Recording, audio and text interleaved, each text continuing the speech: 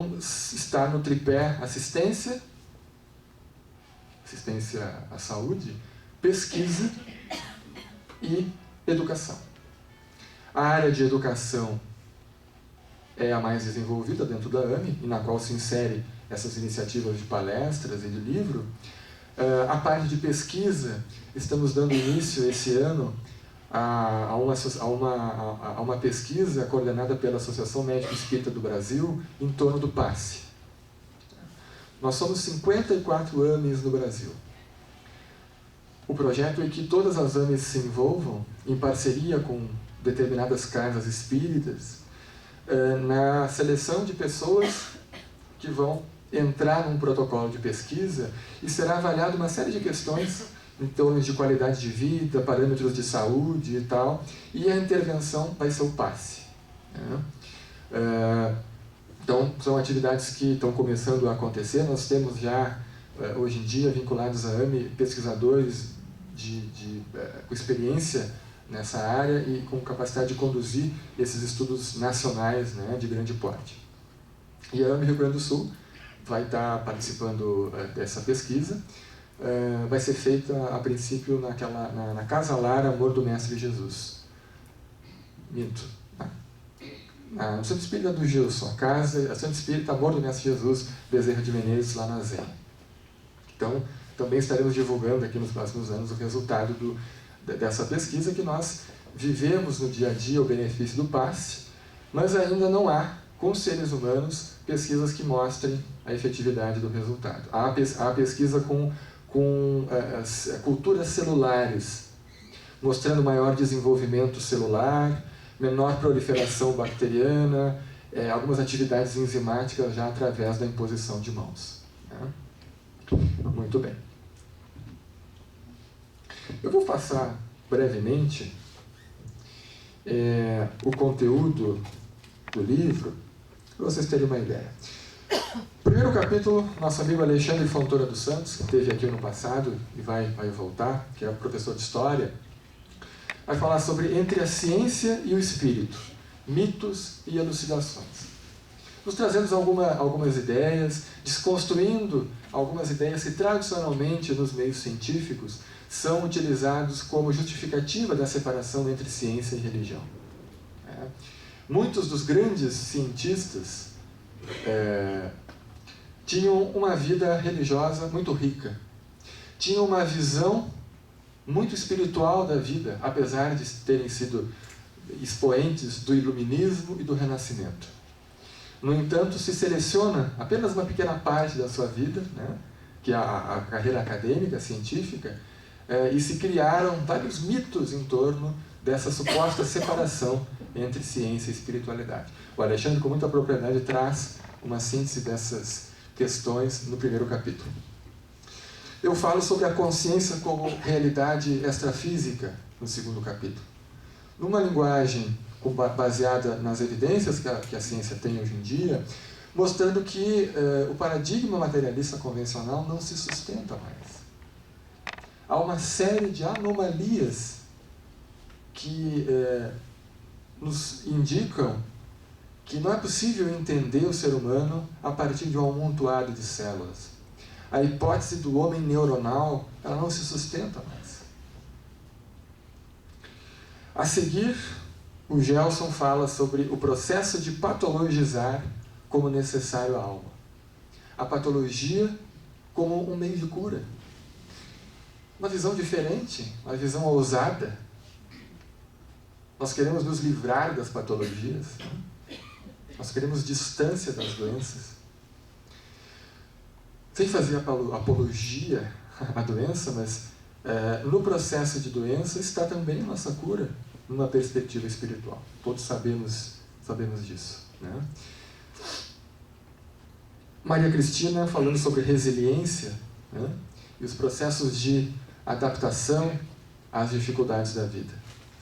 A Marta Neves faz uma abordagem do meio ambiente, né, lembrando do processo evolutivo do planeta, das questões do ecossistema espiritual em que nós vivemos, as nossas produções mentais, né, formando o que a série de André Luiz muitas vezes traz, aquela densa camada de pensamentos e emoções densas, né, que muitas vezes nos impedem, nos dificultam o acesso da espiritualidade para a nossa assistência, para a nossa ajuda, né.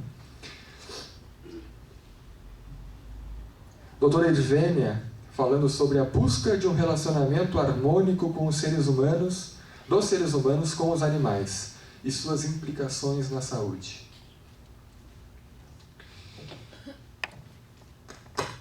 Nos falando da nossa relação ambígua, ambivalente com os animais. Nós temos tanto carinho pelos bichos, né? Pelos cachorrinhos, pelos gatos, levamos para passear, cuidamos como se fossem filhos, e são filhos do coração.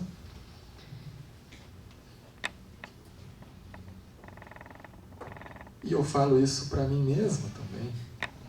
Eu vou ler aqui um trecho. O instrutor Alexandre lembra a André Luiz cenas comuns que teriam observado quando ainda encarnados. Nossas mesas não se mantinham à custa das vísceras dos touros e das aves. A pretexto de buscar recursos proteicos, exterminávamos frangos e carneiros, leitões e cabritos incontáveis. Sugávamos os tecidos musculares, roímos os ossos. O suíno comum era localizado por nós em regime de ceva. Colocávamos os gansos nas engordadeiras para que hipertrofiassem o fígado. Em nada nos doía o quadro comovente das vacas mães em direção ao matadouro, para que nossas panelas transpirassem agradavelmente. Esquecíamos que a nossa inteligência, tão fértil na descoberta de comodidade e conforto, teria recursos de encontrar novos elementos e meios de incentivar os suprimentos proteicos do organismo, sem recorrer à indústria da morte. No capítulo da indiferença para com a sorte dos animais, nenhum de nós poderia, em sã consciência, atirar a primeira pedra. Os seres inferiores e necessitados do planeta não nos encaram como superiores, generosos e inteligentes, mas como verdugos cruéis. Comentando o instrutor Alexandre ao questionamento de André Luiz do porquê que a espiritualidade não havia evitado aquele acidente em que, se eu não me engano, um equino havia dado um coice no seu proprietário e o levado a óbito. A espiritualidade havia tentado de tudo, mas não havia sido possível devido ao comportamento daquele sujeito com os animais. Então, essa é uma dificuldade nossa, né, de todos nós, ainda em torno da nossa responsabilidade consciencial diante dos animais. E a doutora Edvênia faz, então, desenvolve esse tema com propriedade. Eu quero encerrar para passar logo a palavra ao Carlos, apenas para dar continuidade aqui.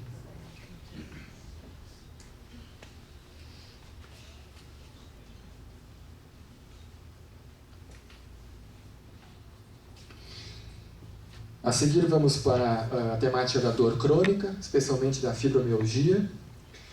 A seguir, o paciente oncológico e a importância da dimensão espiritual no enfrentamento do câncer e do trabalho do profissional de saúde de incluir essa questão no atendimento. Um tema que, a seguir, o Dr. Gilson faz a sua exposição em torno do aborto. Tema que tão atual, que infelizmente não sai da atualidade. Eu me lembro que nós discutimos isso no primeiro grau ainda como temas polêmicos e infelizmente continuam ainda polêmicos. Polêmicos para quem tem uma visão restrita da vida, reducionista, imediatista, sem nenhuma polêmica para nós que entendemos o momento da reencarnação como o momento da fecundação. A obsessão pelo prazer e pela sexualidade, que nós tivemos aqui o Dr. Sérgio Lopes comentando, e o Dr. Carlos vai falar sobre a espiritualidade como suporte social na assistência ao cuidador. Né? Acho que vai falar um pouquinho sobre esse tema. A seguir eu falo sobre a praxis do médico espírita, algumas reflexões em torno da vivência do médico espírita, da visão que o profissional deve ter no dia a dia, na sua prática profissional. Né?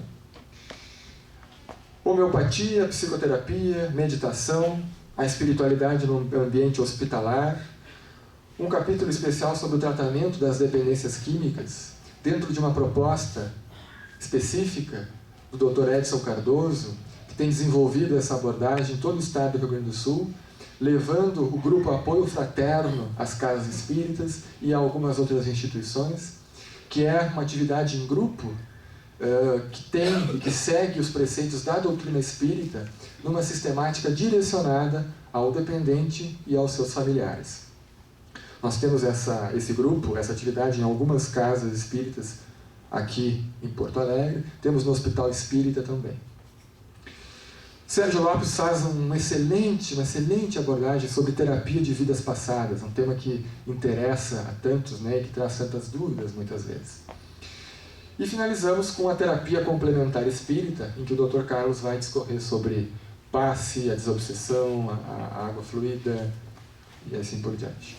E ao final, colocamos aqui a psicofonia do Dr. Bezerra de Menezes no nosso encerramento do Congresso da Associação Médico Espírita do ano passado. A minha parte era essa, era apenas uma introdução e uma apresentação do livro. Vou passar para o Carlos dar continuidade à nossa conversa hoje.